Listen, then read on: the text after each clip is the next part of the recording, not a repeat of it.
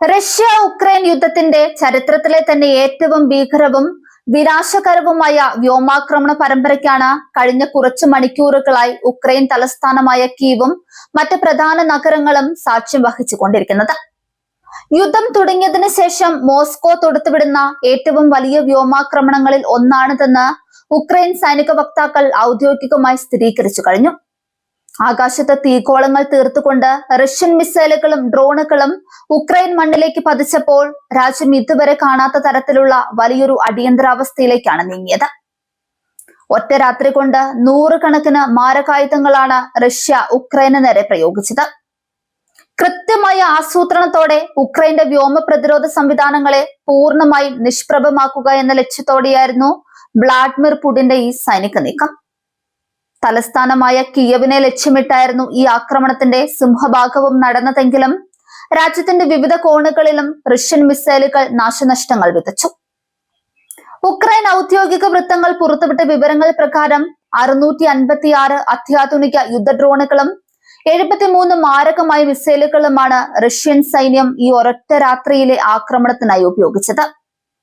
ഇത്രയും വലിയ തോതിൽ ഒരേ സമയം ആകാശമാർഗേണ ആക്രമണം ഉണ്ടാകുന്നത് സമീപകാല ചരിത്രത്തിൽ ഇതാദ്യമായാണ്.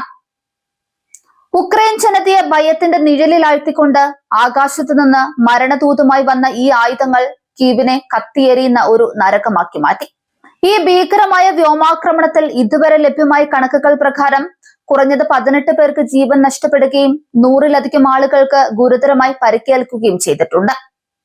ഉക്രൈൻ തലസ്ഥാന നഗരിയിലും മറ്റ് അനുബന്ധ പ്രവിശ്യകളിലും സ്ഫോടന പരമ്പരകൾ ആവർത്തിച്ചു കൊണ്ടേയിരുന്നതിനാൽ മരണസംഖ്യ ഇനിയും ഉയരാൻ സാധ്യതയുണ്ടെന്നാണ് ദുരന്ത നിവാരണ സേന നൽകുന്ന സൂചന. ജനവാസ മേഖലകളെയും പ്രധാന അടിസ്ഥാന സൗകര്യങ്ങളെയും ലക്ഷ്യമിട്ടായിരുന്നു റഷ്യയുടെ ഈ ക്രൂരമായ ആക്രമണം.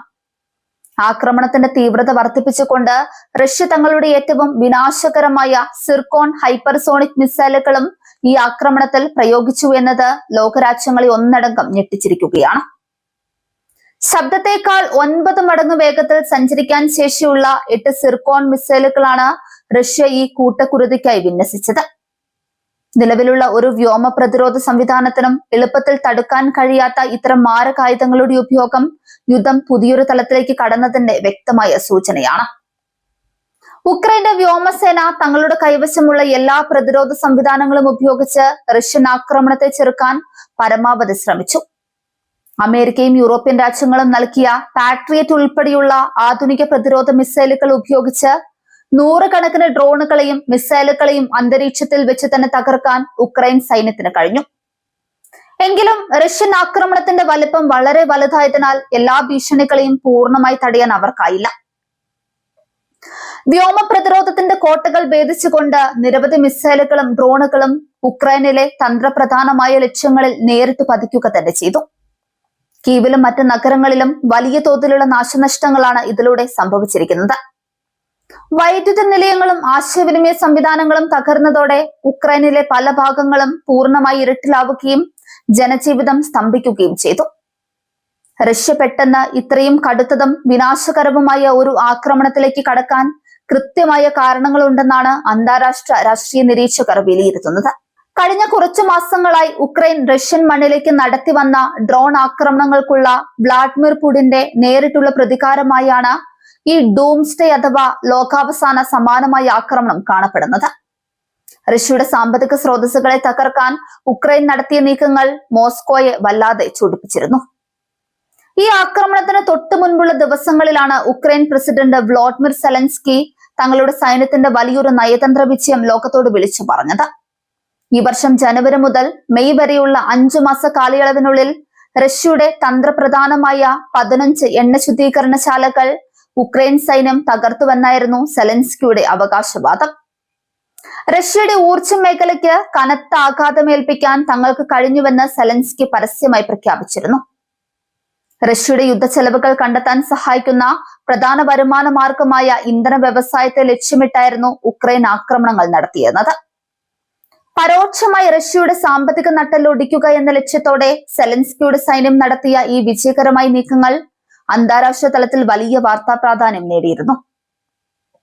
എന്നാൽ തങ്ങളുടെ എണ്ണ ശുദ്ധീകരണശാലകൾക്ക് നേരെയുണ്ടായ ഈ കനത്ത പ്രഹരങ്ങളെ നിശബ്ദമായി സഹിക്കാൻ മോസ്കോ തയ്യാറായിരുന്നില്ല. തങ്ങളുടെ ഊർജ്ജ ഇൻഫ്രാസ്ട്രക്ചർ തകർത്തതിന് പകരമായി ഉക്രൈന്റെ തലസ്ഥാന നഗരിയെ തന്നെ നിശ്ചലമാക്കിക്കൊണ്ട് മറുപടി നൽകാനാണ് റഷ്യൻ സൈനിക നേതൃത്വം തീരുമാനിച്ചത്. റഷ്യയുടെ ഈ വൻ തിരിച്ചടി ഉക്രൈൻ ഭരണകൂടത്തിന് മാത്രമല്ല, അവരെ പിന്തുണയ്ക്കുന്ന നാറ്റോ സഖ്യകക്ഷികൾക്കും വലിയൊരു മുന്നറിയിപ്പാണ് നൽകുന്നത്. അത്യാധുനിക മിസൈലുകളും ഡ്രോണുകളും വൻതോതിൽ ഉൽപ്പാദിപ്പിക്കാനും അവയെ ഒരേ സമയം പ്രയോഗിക്കാനുമുള്ള റഷ്യയുടെ സൈനിക ശേഷിക്ക് ഇപ്പോഴും യാതൊരു കുറവും വന്നിട്ടില്ലെന്ന് മോസ്കോ തെളിയിച്ചിരിക്കുന്നു.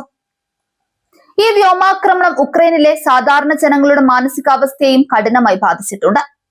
കീവിലെ ഭൂഗർഭ മെട്രോ സ്റ്റേഷനുകളിലും ബങ്കറുകളിലും അഭയം പ്രാപിച്ച ലക്ഷക്കണക്കിന് ജനങ്ങൾ ഭീതിയോടെയാണ് ഓരോ നിമിഷവും തള്ളി നീക്കുന്നത്.